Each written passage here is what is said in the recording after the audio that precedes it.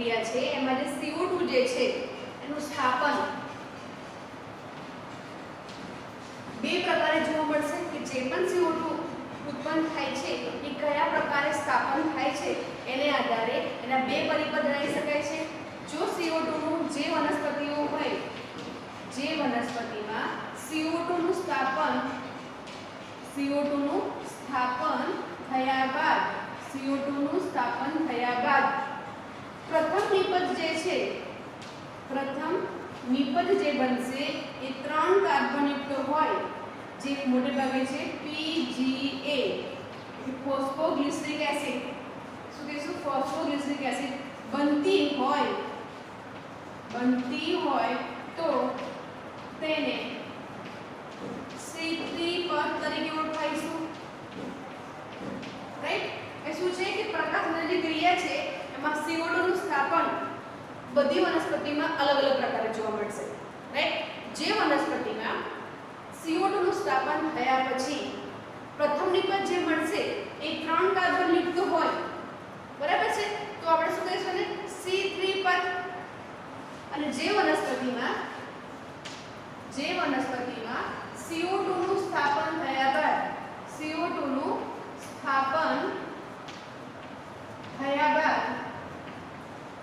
મળતી પ્રથમ નિપજ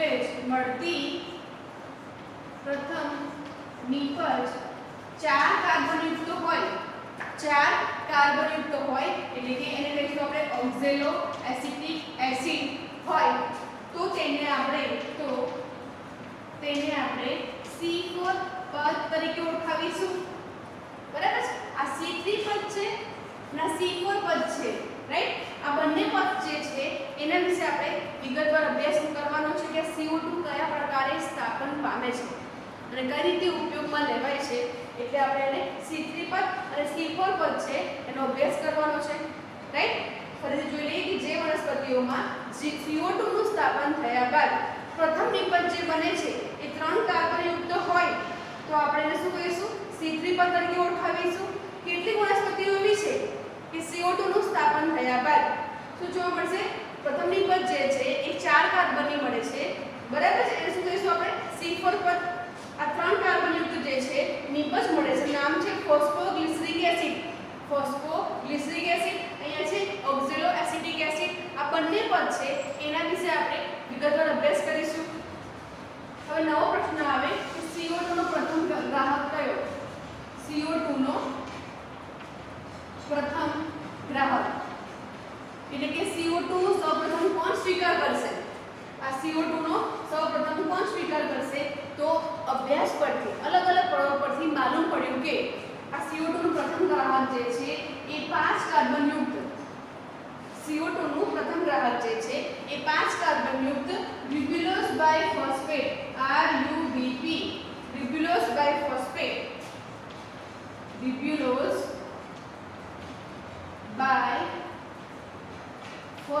જે છે એ શું કરે છે સૌપ્રથમ આ CO2 ને ગ્રહણ કરે છે. બરાબર છે. તમને પૂછાય CO2 નું પ્રથમ ગ્રાહક કોણ છે તો કે 5 કાર્બનયુક્ત રિબ્યુલોસ બાયફોસ્ફેટ જે છે એ CO2 ને ગ્રહણ કરે છે. એ સમજો CO2 કે જેમાં 1 કાર્બન છે આની અંદર 5 કાર્બન છે બંને વચ્ચે પ્લસ કરીએ તો આપણે 6 કાર્બનયુક્ત સંયોજન મળશે. રાઈટ 6 કાર્બનનું સંયોજન મળે છે પરંતુ આ 6 કાર્બનનું જે સંયોજન જે છે એ છે અસ્થાયી છે. કેવું સંયોજન છે? અસ્થાયી છે એટલે તરત જ વિઘટન પામે છે અને 3 કાર્બનના બે અણુ બનાવે છે જેને આપણે કહીશું ફોસ્ફોગ્લિસરિક એસિડ. શું કહીશું? Phosphoglyceric acid. બરાબર જેને આપણે C3 પદ તરીકે ઓળખાવીશું. અહીંયા જોયું આપણે ફોસ્ફોગ્લિસરિક એસિડ. તમને પૂછાય કે CO2 જે છે એનું પરિપાકન સમજાવો અથવા એનું સ્થાપન થયા પછી કયા પથમાં પ્રવેશે છે એનો આધાર તો કે CO2 નું સ્થાપન થયા બાદ જે નિપજ બને છે એ નિપજ કેટલા કાર્બનયુક્ત છે તેને આધારે C3 પદ અને C4 પદ છે એની માહિતી મળે છે. જો CO2 નું સ્થાપન બાદ જે વનસ્પતિમાં પ્રથમ નિપજ જે છે એ 3 કાર્બનની બનતી હોય એટલે કે ફોસ્ફોગ્લિસરિક એસિડ બનતી હોય તો આપણે એને C3 પદ તરીકે વર્ણવીશું. પરંતુ કેટલીક વનસ્પતિઓ એવી છે કે જેમાં CO2 નું સ્થાપન થયા બાદ પ્રથમ નિપજ જે બને છે એ 4 કાર્બનયુક્ત હોય છે જેને આપણે ઓક્ઝેલો એસિટિક એસિડ કહીશું કે જે 4 કાર્બનની છે, રાઈટ. ઓકે, હવે CO2 નું પ્રથમ ગ્રાહક કોણ છે એટલે કે CO2 ને સૌપ્રથમ કોણ ગ્રહણ કરે છે તો કે જે અભ્યાસ ઘણા બધા અભ્યાસ કર્યા એના પરથી માલુમ પડ્યું કે જે છે એ 5 કાર્બનયુક્ત રિબ્યુલોસ બાયફોસ્ફેટ એક પ્રકારની પેન્ટોઝ શર્કરા છે. આ એક પેન્ટોઝ શર્કરા છે, રાઈટ. એ શું કરે છે 5 કાર્બનની બનેલી છે કે જે એક કાર્બન સાથે CO2 સાથે જોડાઈને 6 કાર્બનયુક્ત અસ્થાયી સંયોજન આપે છે. આ અસ્થાયી સંયોજન છે એ વિઘટન પામે છે અને બે અણુ 3 કાર્બનના બનાવે છે. આ છે ટ્રાયોસ શર્કરા બનાવે છે. એમાં 3 કાર્બન જોવા મળે છે. આમ CO2 નું પ્રથમ ગ્રાહક જે છે 5 કાર્બનયુક્ત રિબ્યુલોસ બાયફોસ્ફેટ ગણવામાં આવે છે. હવે આપણે C3 પદ છે એનો અભ્યાસ કરીશું. ઓકે, C3 પદ જે છે એને આપણે કેલ્વિન ચક્ર પણ કહીશું. કેલ્વિન ચક્ર તરીકે ઓળખવામાં આવે છે. કેમ? કારણ કે કેલ્વિન મેલ્વિન નામના વૈજ્ઞાનિકે આ પદની રચના કરી હતી, આ ચક્રની શોધ કરી હતી એટલે આપણે કેલ્વિન ચક્ર પણ કહીશું. બીજી ભાષામાં એને C3 પદ તરીકે ઓળખવામાં આવે છે. બરાબર છે. આ જે પણ પદ છે એમાં મુખ્યત્વે 3 તબક્કાઓ જોવા મળશે, રાઈટ. 3 તબક્કાઓ જે છે એમાં પહેલો તબક્કો જે છે એને આપણે કહીશું કાર્બોક્સિલેશન.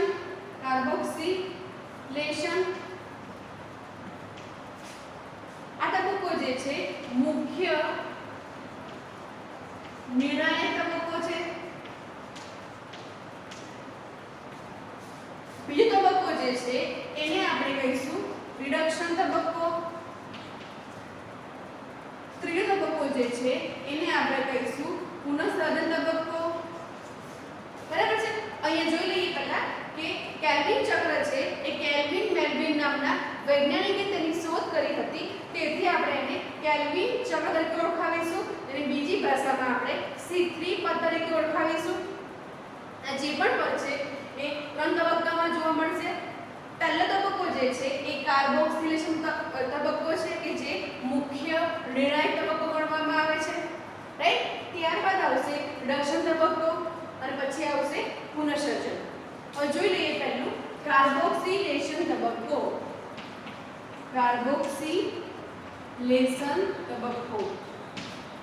બરાબર છે.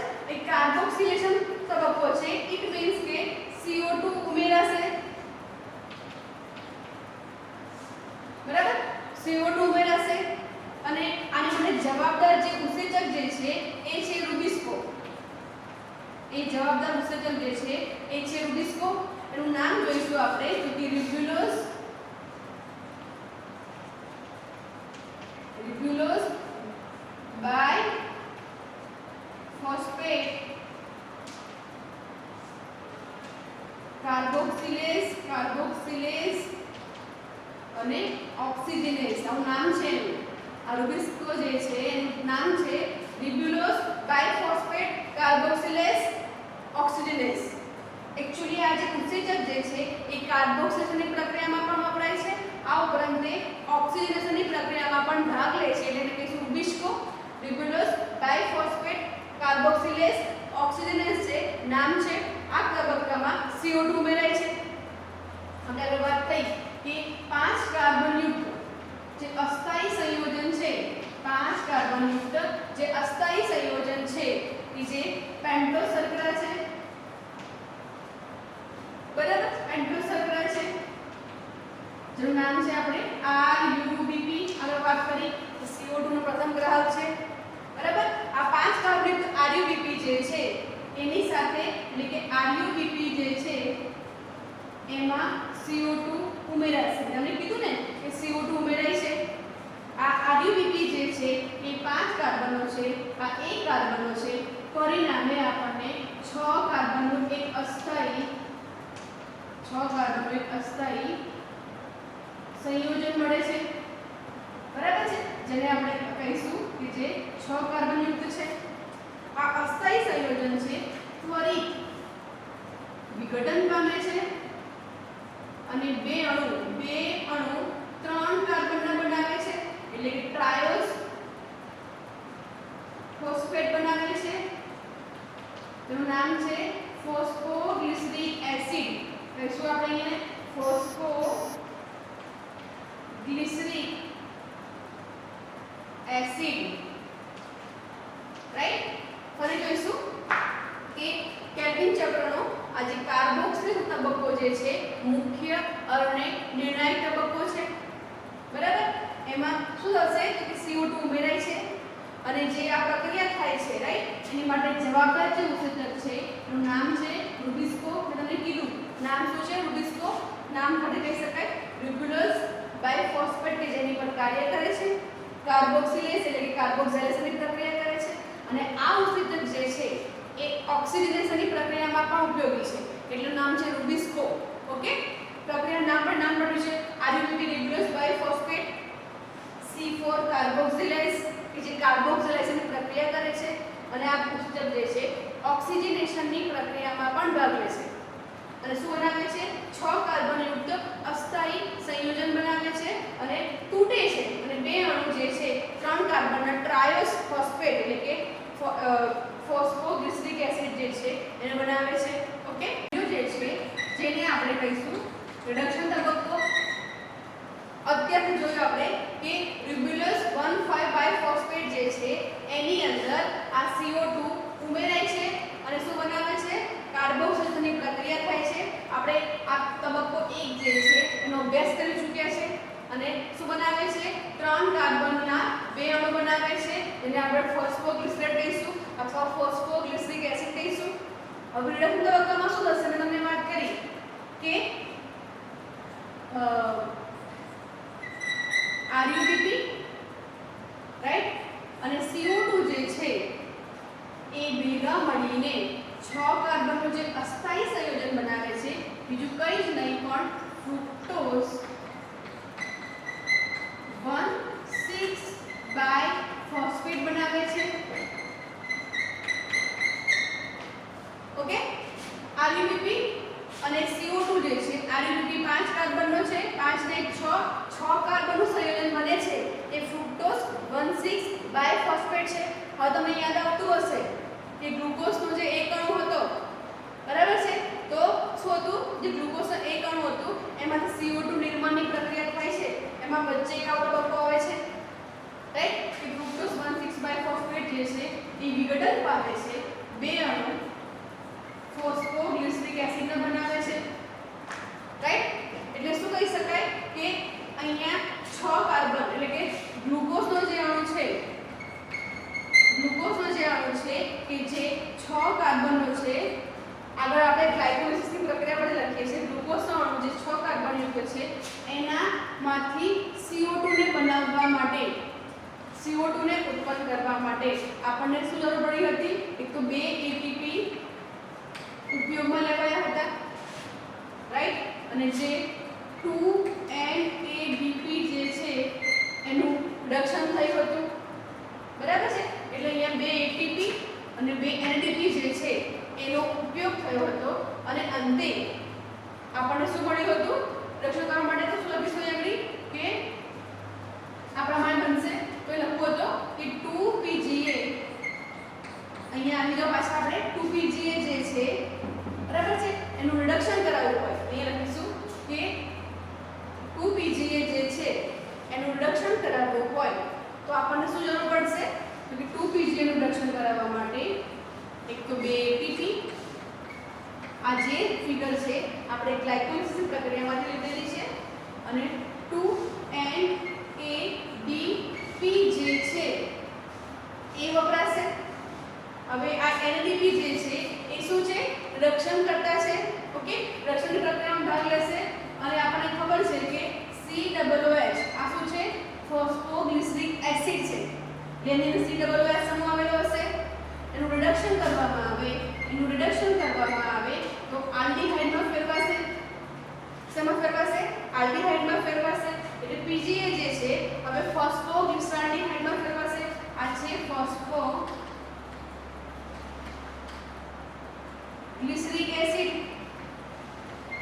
જેનું રિડક્શન કરવાનું છે કોની હાજરીમાં NADP ની હાજરીમાં રિડક્શન કરીશું બરાબર છે એટલે અહીંયા રિડક્શનની પ્રક્રિયા થશે અને શું બનશે તો કે બે અણુ PGAN ના બનશે એટલે કે ફોસ્ફોગ્લિસરાલ્ડિહાઇડ ફોસ્ફોગ્લિસરાલ્ડિહાઇડ બને છે આ જે ATP છે બે અણુ જે ADP માં ફેરવાશે આ બે ATP ના અણુ જે છે એ હવે 2NADPH2 માં ફેરવાશે કારણ કે શું થશે રિડક્શન થાય છે રાઈટ ફરી જોઈ લઈશું આપણે તો કે રિડક્શનની પ્રક્રિયામાં આ ફ્રુક્ટોઝ 1,6 ફોસ્ફેટ છે અસ્થાયી સંયોજન છે તૂટીને બે કાર્બોનિક ફોસ્ફોગ્લિસરિક એસિડમાં ફેરવાય છે હવે ફોસ્ફોગ્લિસરિક એસિડ રિડક્શન કરવા માટે ગ્લાયકોલિસિસ પ્રક્રિયા જોઈએ ત્યાં શેનો તબક્કો છે તો એની અંદર બે ATP અને બે NADP નો ઉપયોગ લેવાયો હતો બરાબર છે એટલે અહીંયા એ પ્રમાણે કરીએ તો બે અણુ આપણે ફોસ્ફોગ્લિસરાલ્ડિહાઇડ ના બને બરાબર હવે જોઈશું કે ફોસ્ફોગ્લિસરાલ્ડિહાઇડ ના બે અણુ બને છે ઓકે એટલે અહીં જોઈશું કે બે અણુ ફોસ્ફોગ્લિસરાલ્ડિહાઇડ ના બને છે બે ADP ના અણુ નિર્માણ પામે છે અને 2NADPH2 જે છે એ નિર્માણ પામે છે હવે એ જોઈએ કે ગ્લુકોઝનો એક અણુ જે છે બરાબર છે એનું સ્થાપન કરવા માટે ગ્લુકોઝના એક અણુનું સ્થાપન કરવા માટે 6 CO2 ના અણુ જરૂર પડે છે ગ્લુકોઝના એક અણુનું સ્થાપન કરવા માટે 6 અણુને 6 CO2 ના અણુની જરૂર પડે છે રાઈટ આપણી પાસે એક જ CO2 છે એટલે સંપૂર્ણ એનું પાચન કરવા માટે સંપૂર્ણ એનું પરિપાલન કરવા માટે 6 વખત ચક્ર ફરશે આ ચક્ર જે છે કુલ 6 વાર ફરશે ઇટ મીન્સ શું લખી શકાય તો કે 6 RUBP 6 વાર ફરશે 6 RUBP લેવાશે બરાબર 6 CO2 લેવાશે અને અંતે આપણને જે મળશે એ 12 અણુ ફોસ્ફોગ્લિસરાલ્ડિહાઇડ ના મળશે આ જે અણુ કેવા મળશે 6 વડે ગુણો તો 12 મળશે મને બરાબર 6 RUBP લીધા 6 CO2 લઉં તો મને 12 અણુ PGAN ના મળે બરાબર હવે શું છે 12 માંથી આ 12 માંથી 10 PGAN જે છે 10 PGAN અને 2 PGAN એમ બે ગ્રુપમાં વહેંચાશે રાઈટ આ 10 PGAN જે છે એમાંથી સમજો અહીંયા PGAN જે છે 3 કાર્બન છે બરાબર 3 કાર્બન છે સમજો 10 તરી 30 કુલ 30 કાર્બન થયા તો અહીંયા આપણી PGAN જે છે એ 6 અણુ RUBP ના પુનઃ સંયોજનમાં વપરાશે ગણતરી કરીશું તો RUBP ના 5 કાર્બન 6 5 30 તો આપણે અહીંયા આપણી 30 કાર્બન સંયોજન મળશે અહીંયા આપણી 10 ગુણ્યા કરીએ તો 30 રાઈટ ફરી જોઈએ તો કે આ સમજણ પડી ગઈ એટલે કે RUBP જે છે એ CO2 સાથે પ્રક્રિયા કરીને 6 કાર્બનનું અસ્થાયી સંયોજન બનાવે છે અને ફ્રુક્ટોઝ 1,6 ફોસ્ફેટ કહેવાશે જે અસ્થાયી છે તૂટી જશે અને 3 કાર્બનને ટ્રાયોસ ફોસ્ફેટમાં રૂપાંતરિત પામશે ઓકે હવે 2 કાર્બનને 3 કાર્બનને ટ્રાયોસ ફોસ્ફેટ જે છે એના રિડક્શન માટે 2 અણુ ATP ના વપરાય છે અને 2 અણુ NADP ના વપરાય છે અને આપણને શું મળે છે 2 અણુ ફોસ્ફોગ્લિસરાલ્ડિહાઇડ ના બને છે એ રિડક્શનની પ્રક્રિયા થાય છે આ છે રિડક્શનની ક્રિયા અને 3 ફોસ્ફોગ્લિસરાલ્ડિહાઇડ પ્રાપ્ત થાય છે આપણને બરાબર છે આ ફોસ્ફોગ્લિસરાલ્ડિહાઇડ આજે વાત કરીએ આપણે માત્ર એક જ કાર્બન એક CO2 ની આવા આપણી પાસે ગ્લુકોઝના 6 કાર્બન ગ્લુકોઝના એક અણુ માટે 6 CO2 વપરાય છે આ જે મળ્યું આપણને એક જ CO2 અણુમાંથી મળ્યું છે આપણે ગ્લુકોઝનો 6 કાર્બન છે સંપૂર્ણ પરિપાચન કરવાનું છે તો 6 વચ્ચે આપણે ચાલશે તો આખી પ્રક્રિયાને 6 વડે ગુણીએ તો શું આવશે અહીંયા 6 RUBP વપરાશે એની સાપેક્ષમાં 6 CO2 વપરાશે અને 12 અણુ આપણે ક્યાં મળશે PGL આ પ્રક્રિયાને આપણે 6 વડે ગુણીએ તો 6 RUBP plus 6 CO2 it gives 6 का એટલે કે અહીંયા 6 વડે ગુણું તો શું આવશે 12 અણુ PGL મળશે 12 માં 10 જે અણુ છે એ 3 કાર્બન PGL છે 10 અણુ છે એટલે કુલ 30 કાર્બન થયા એમાંથી 6 અણુ જે છે એ RUBP ના બનશે અને જે 2 કાર્બન તો PGL છે એને 3 કાર્બન અને 2 અણુ એટલે કુલ 6 કાર્બન થયા એટલે એમાંથી એક ગ્લુકોઝનો અણુ બનશે ગ્લુકોઝ એટલે 6 કાર્બન આવશે, રાઈટ। આમ છે 10 પીજીએલ જે છે RUBP ના પુનઃ સંયોજનમાં વપરાય છે, રાઈટ। ફરી જોઈ લઈશું। તબક્કો 1 જે હતો એ હતો કાર્બોક્સિલેશન કે રૂબિસ્કોની મદદથી CO2 જે છે RUBP સાથે જોડાય છે, 6 કાર્બન યુક્ત અસ્થાયી સંયોજન બને છે કે જે તૂટી જાય છે, 3 કાર્બન યુક્ત 2 અણુ બનાવે છે જેને ફોસ્ફોગ્લિસરિક એસિડ તરીકે ઓળખવામાં આવે છે। આ રૂબિસ્કો જે છે નું નામ છે રૂબિલોઝ બાયફોસ્ફેટ કાર્બોક્સિલેઝ ઓક્સિજનેઝ છે, રાઈટ। ત્યારબાદ શું આવશે? રિડક્શન તબક્કો છે કે જેની અંદર PGA ફોસ્ફોગ્લિસરિક એસિડના 2 અણુ જે છે એનું રિડક્શન થશે અને ફોસ્ફોગ્લિસરાલ્ડિહાઇડમાં ફેરવાશે। આ ફોસ્ફોગ્લિસરિક એસિડ જે છે એના રિડક્શન માટે 2 અણુ ATP ના વપરાય છે અને 2 અણુ NADP ના વપરાય છે અને અંતે એનું રિડક્શન થઈને આપણને શું મળશે? 2 અણુ PGAL ના એટલે ફોસ્ફોગ્લિસરાલ્ડિહાઇડ ના મળશે, 2 અણુ ADP ના મળે છે એટલે કે ATP જે છે એ શું પામે છે? વિફોસ્ફોરીકરણ પામે છે અને NADPH જે છે NADPH2 માં ફેરવાય છે। આ ફક્ત એક કાર્બન માટે, આપણે 6 કાર્બનની વાત કરવાની છે એટલે 6 RUBP ના અણુ વપરાશે। આ ચક્ર 6 વાર ચાલશે એટલે 6 RUBP ના અણુ વપરાશે, 6 CO2 ઉપયોગમાં લેવાશે અને આપણને 12 અણુ PGAL ના મળશે। આ 12 માંથી 10 અણુ જે છે એટલે કે 3 કાર્બન યુક્ત જે અણુ છે એ કુલ 30 કાર્બન થયા। આ જે 10 એમાંથી 6 અણુ RUBP કે જે 5 કાર્બનના છે એવા 6 અણુમાં રૂપાંતરિત પામશે। 2 અણુ જે છે એ 3 કાર્બનના છે એ લોકો એક જ અણુ ગ્લુકોઝ બનાવે છે અને જે RUBP જે છે આ 6 અણુ જે છે ફરીથી શું કહેવાય? પુનઃસંયોગની પ્રક્રિયામાં ભાગ લે છે અને ચક્ર સતત ચાલ્યા કરે છે।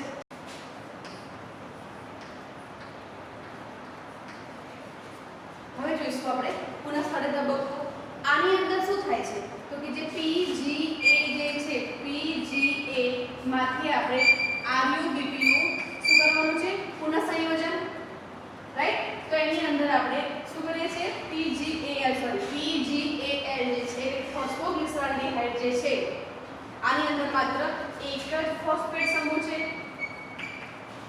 બરાબર છે। જ્યારે રિબ્યુલોઝ બાયફોસ્ફેટમાં તો કે રિબ્યુલોઝ બાયફોસ્ફેટ અહીંયા 2 ફોસ્ફેટ સમૂહ છે, ઓકે। PGL જે છે એની અંદર એક જ ફોસ્ફેટ છે, રિબ્યુલોઝ બાયફોસ્ફેટમાં 2 ફોસ્ફેટ છે એટલે કે એક ફોસ્ફેટની જરૂર પડશે એટલે કે જ્યારે PGL માંથી RUBP માં ફેરવાય છે ત્યારે જે ATP જે છે એ ADP માં ફેરવાશે, રાઈટ। એટલે અત્યાર સુધી જોયું એટલે કે RUBP ના પુનઃસર્જનની પ્રક્રિયાની વાત કરવામાં આવે તો શું થયું હતું? આગળ આપણા 2 ATP વપરાયા હતા, બરાબર છે।